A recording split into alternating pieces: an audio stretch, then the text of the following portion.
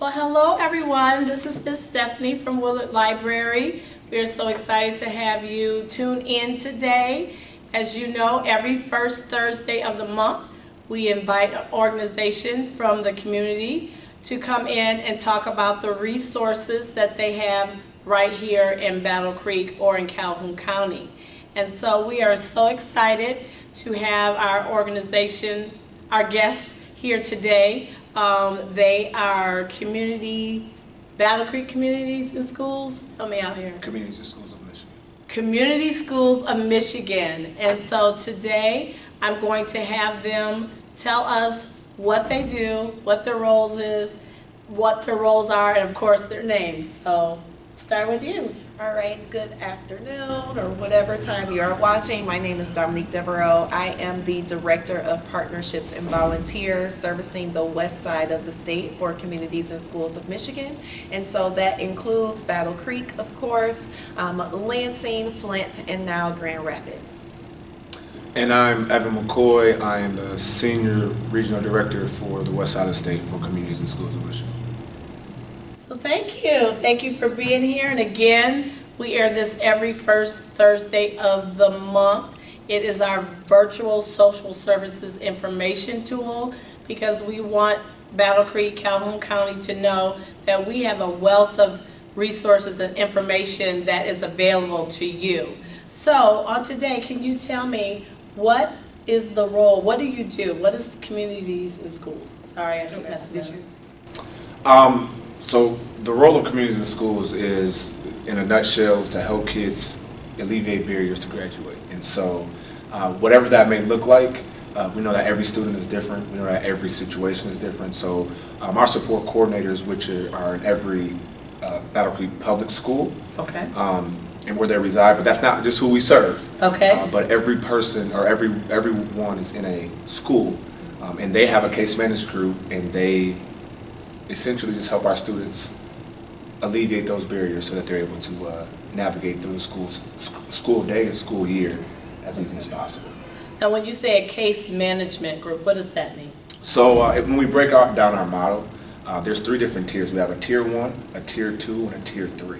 And our tier 1 model is school-wide. So that's when I say, school-wide, community-wide. So that's when I tell you we work with everybody across the board. So tier 1 initiatives could look like food distributions, different things of that nature, where we do the lines and everybody can come and get something.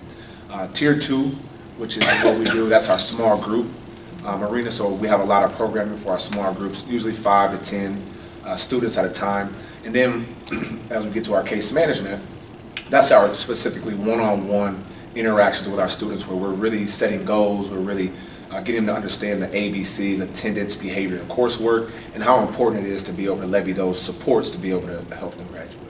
Thank you, Evan. I appreciate you giving us that information. And so, can you tell us a little bit about your role?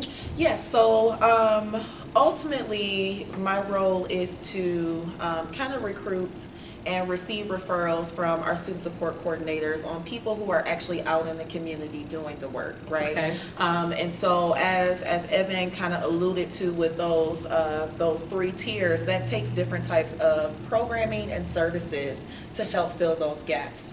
Our motto or tagline is, in school to help students stay in school. And so it really does take community partners and community members to help keep those kids in school. And so what that looks like is meeting with organizations like Big Brothers Big Sisters. It's meeting with Kellogg Community College to talk about different pathways that students can kind of come back and mentor and volunteer with communities in schools. It looks like meeting with organizations like the Post Foundation and having Willard Library as a place for students to be referred to if they need some after school or academic care post the school day. And so a lot of my time is spent meeting with individuals to what I like to call connect the dots, right? Okay. You have a service, you have a program, you have a purpose that you want to fulfill, and we have the students and the network to be able to get you there to fulfill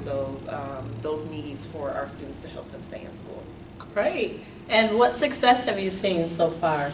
Oh man, it's nuts. It's crazy when you give kids a goal, what they'll do with that, right? And so we could speak to a lot of, one of the biggest goals, one of the biggest accomplishments I would say is being able to provide a quarter of our district with food. Food access was a big deal, and so at the end of the day, being able to provide those to them was a big deal. Also being able to do our programming. We were able to partner with MSU Extension with their food access program, and they came down and they were able to do what we call Cooking Matters classes. And our Cooking Matters class consists of a 6-week course where our students will come in once a week, and they would actually have a representative from MSU Extension come down with a menu, and then they would cook the food. They would cook it right in front of them. They would teach them how to cook it. And what this was for is for families of 5 or more, so they can understand how to make food last. And so they would come in, create the food, and then that next day,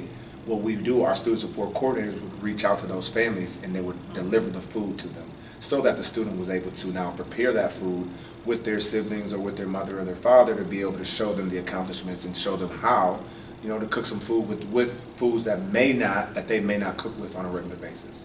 And so it was just phenomenal for our students to be able to actually learn how to cook the food and then have the food, and the smiles on their faces.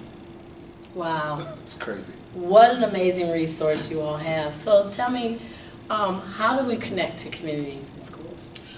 So Communities in Schools, it has a student support coordinator in every school in the Battle Creek Public School District. And so what I would recommend, if you're looking to connect with Communities in Schools, whether that's getting your child connected with one of our support coordinators, partnering with us, looking to volunteer, I would recommend that you go to that front office of your school and ask if I can be connected to the student support coordinator. And if you missed that title, if you can't remember that title, that's okay. Just ask for the CIS representative at minimum, right? The CIS, we've been called site coordinators.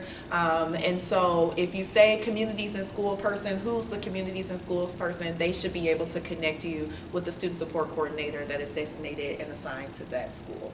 All right. And just so people won't get confused, do you know the difference? What would be the difference in the 21st century? People are familiar with the 21st century program and your program. What's the difference in the program? So the biggest difference, I would say, is 21st century. First of all, 21st century is a great program, great organization. We actually work with them, partnering with them in the summertime for our summer camps and different things of that nature. I think the biggest difference would be 21st century usually helps those kids after school with their grades, schools, and getting them the food and different things of that nature, and we're kind of that liaison during school, right? And so during school we have the kids, we're making sure they have everything. We have our case management students making sure they have everything, and for lack of better words, without even knowing, it's kind of a soft handoff over to the 21st century at the end of the day to go, hey, this is what they needed to do, and we're not talking per se and saying what they need to do, but the kids know what they need to do. So as they come into that 21st century program, they already kind of know their work they need to get done and different things of that nature. I love that wraparound approach. Yes. That's what we need. I love that. I love that. And so thank you all for being a part of this community. Is there anything that you can think of that the community can do more to support what you're doing? Reading buddies. Yes, I was going to say. So reading buddies reading is fundamental. Yes. We know if you can't read, you can't get through life that well. But we also know if you can't read and you have somebody that's accountable and you have somebody that's going to hold you accountable, you're way more likely to excel and soar. That's true. And so with that being said, our big call is for any leaders that has it 20 to 30 minutes once a week. You come to a school and you get a child and you sit and read it with them. Wow. 20 minutes once a week. Okay. And I'll tell you right now, that does wonders on a student's psyche and a student's confidence. Yes, it does. When they know that the firefighter is coming on Wednesday at 10 o'clock to read with me every Wednesday. And so I want to give a call out to anybody that wants to volunteer for our Reading Buddies program. If you would like to volunteer for our Reading Buddies program, what you can do, we actually will leave a QR code here at Willard Library so that you're able to just come take a snap picture of it. You can sign up, and then a representative from CIS will reach out to you. More than likely, it'll be Dominique or our program director, Naika Guest. And then we will connect you with one of our schools, and then from there, you will be able to connect with our students. You can do as many reading buddies as you like, as many days as you like. You can pick as many times as you like. But we really want to re-engage that. We had almost over 100 reading buddies at one point. Pandemic hit, and so obviously we know we had some shortfalls and some shortcomings. Yes. But we know that now that we are re-entering the workforce, re-entering the world, the world's starting to open up again, that we want to be able to get our babies and our students back reading, right? Because we know the reading loss took a toll on our babies when it came to the pandemic. So that's one of our big costs here at CIS this year. And if I could add to that, I'm the librarian here. If for some reason you don't remember this information, please give me a call at 269-968-8166 extension 501, or just call to ask for Miss Stephanie, and I will make sure I connect you. People come here all the time and ask for volunteer opportunities. Here you have it, folks. They need reading buddies.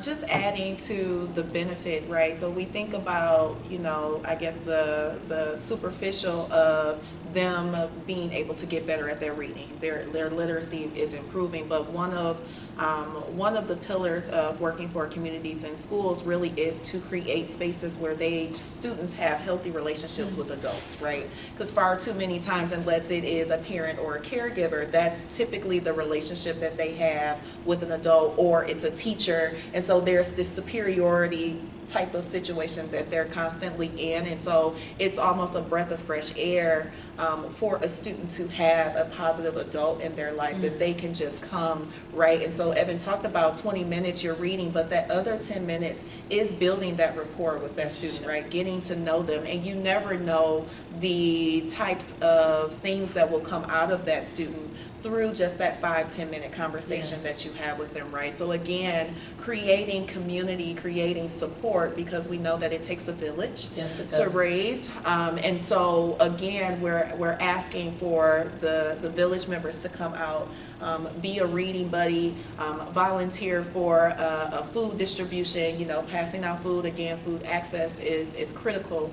And so I would tag with the reading buddy as well as volunteering at some of our food distributions that we do throughout the year, because it means a lot to see people who look like you, who are from your community, being in support and standing in solidarity. Excuse me. I absolutely love it. I appreciate what you all are doing for our community, for the Battle Creek Public Schools. You are the change that we want to see.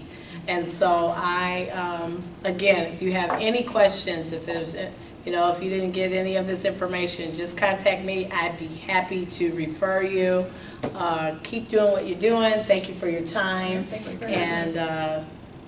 See you next time. Thank you very much. Don't forget to volunteer. Yes. Definitely.